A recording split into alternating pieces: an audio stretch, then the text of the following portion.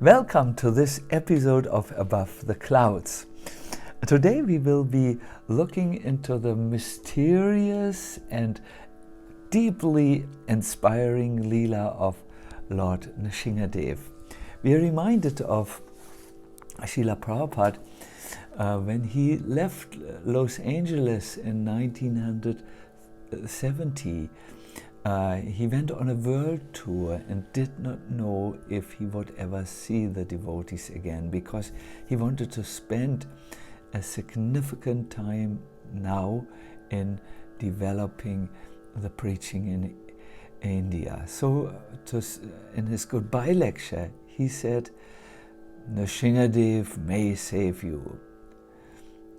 So Nrsimhadev will give you protection in my absence. I am an old man, so even I may not return, but you shall continue this Krishna consciousness movement.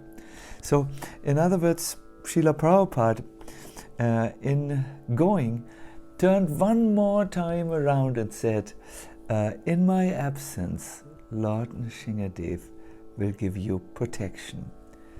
Let us look into a verse where the tremendous power of remembering Lord Nrsimhadev is described. Ya etat kīrtayen mahyaṁ, tvayā gītam idaṁ naraḥ, tvāṁ smaran kāle, karma-bandhāt pramucyate. One who always remembers your activities, Prahlād, and my activities also. This is Lord Nrsimhadev speaking to Prahlād. He says, one who always remembers your activities and my activities also, and who chants the prayers you have offered, becomes free in due course of time from the reactions of material activities. By remembering Lord Nrsimhadev and his activities in relationship to Prahlād, we actually become fearless in our struggle in the material life. Elsewhere, Prabhupada says, the devotee's hope of becoming fearless is to chant the holy name of Nrsimhadev, Yato yato yami tato Nrsimha. Wherever we go, we must always think of Lord Nrsimhadev. Thus there will be no fear for the devotee of the Lord. Let us look today a little bit more close into the pastimes of Lord Nrsimhadev. Srila Prabhupada wrote about this in the fifth mantra of the Ishopanishad in the purport. When the boy saint Prahlād Maharaj was in the presence of his atheistic father, his father asked him, "Where is your God?" The child Prahlād replied that God resides everywhere. The father then angrily asked whether his God was within the pillar of the palace, and the child said, "Yes." At once the atheist king broke the pillar in front of him into pieces, at which the Lord appeared as Nrsimha from within the pillar and killed the atheist king. Now Srila Prabhupada told us, this means that the Lord is within everything which is created by his different energies, and by his inconceivable power he can appear at any place in order to favor his sincere devotee. To show mercy to his devotee, the Lord can appear anywhere and everywhere. This is one of the amazing lessons of the pastime of Lord Nrsimhadev. He shows Prahlād Maharaj that he maybe very far, but he is also very close. He is within everything, but also outside everything. In this way, the Lord is inconceivable and inconceivably merciful. There are two ways in which Lord Nrsimhadev acts. Sacinandana Swami describes this. First, within you are most gentle and compassionate, but from without, your vehement power and force is beautiful to behold. So, inside, Lord Nrsimhadev carries the most compassionate feelings for his devotee, but outside he shows his nails. Sanatan says, you eagerly licked the limbs of Prahlad, and with your roar you split the shell of the universe. Two aspects. When Lord Nrsimhadev licked Prahlad Maharaj as a sign of his affection, the rain of his saliva quenched the fire of Sri Prahlad's separation. The Lord was thinking at that time, normally the devotees perform abhishek of myself, but in this pastimes I reciprocate and perform the abhishek of my devotee. When we are approaching the Lord, it is very important that we recognize his affection, because that recognition is very, very encouraging.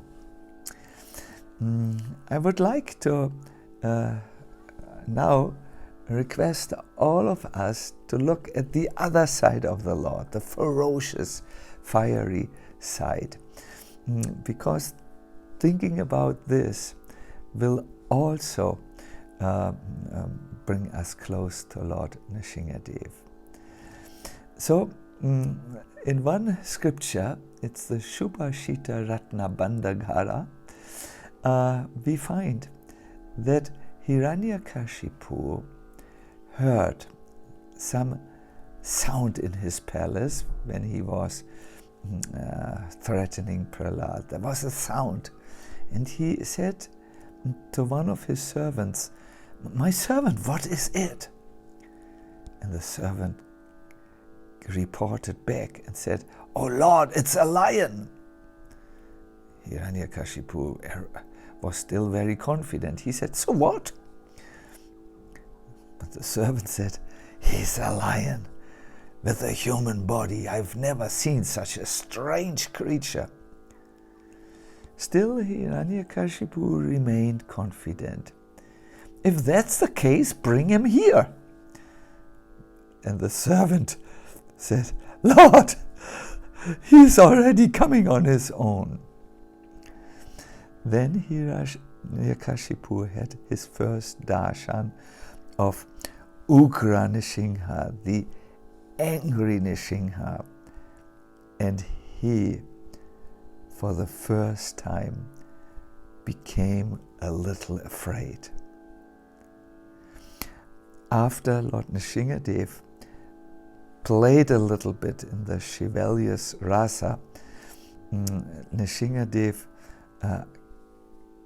decided enough of the playing, and at that time Lord Nrsimha, who had been just angry, turned into Jwala Nrsimha. That means a very blazing form of Lord Nrsimhadev. He's now fiery angry, and he comes step by step with an effulgence of fire to Hiranyakashipu. He grabs Hiranyakashipu by the neck, by the hips, and lifted one of his leg high up, and then he was sliding the whole body of Lord Hiranyakashipu up one leg and brought him into a position.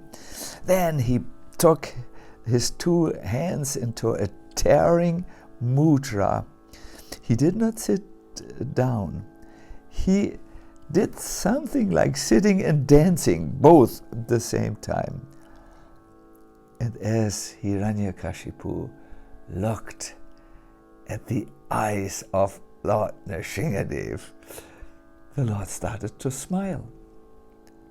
He was smiling because he could free now Prahlād from this terror of Hiranyakashipu. Furthermore, he freed the entire universe from this demon who had become like a meningitis, that's a fever of the brain and the spine, which often ends fatal. Lord Nrsimhadev freed Hiranyakashipu, who was like this infection to the whole universe, and thereby he gave pleasure to all the living entities in the universe. This pastime is celebrated in Braj. The Brijbasis actually celebrate a 5-day festival for Lord Nrsimhadev, and they have one song which they sing during this whole festival. The song goes like this: O Lord Nrsimhadev, all glories unto you. The loud sound of your roaring aborts the pregnancies of the wives of the demons. Your ear-deafening laughter gives pleasure to Prahlād, and your heavy steps destroy the residences of the asuras. Your beautiful feet makes the heart of Lakshmi blossom, and the drops of blood that fall from your hands make the earth lighter. Your soft palms constantly give blessings to your devotees. I always request you to reside at the gate of my house and protect me from all evil. This is the prayer of the devotees of the Lord. They want to get the favor of Lord Nrsimhadev. In this connection, I'm remembering a prayer of Prahlād Maharaj, who says, O Supreme Lord, because of a bodily conception of life, the embodied souls, which are so much full of illusion, are neglected and not cared for by you. In this position, they cannot do anything for their betterment. Whatever remedies they accept, although perhaps temporarily beneficial, are certainly impermanent. For example, a father and mother cannot protect their child. A physician and medicine cannot relieve a suffering patient, and a boat on the ocean cannot protect a drowning man. So let us not remain in the far away from the Lord. Let us remember Him and turn to Him in our attempts to become victorious in the struggle to overcome our inner enemies.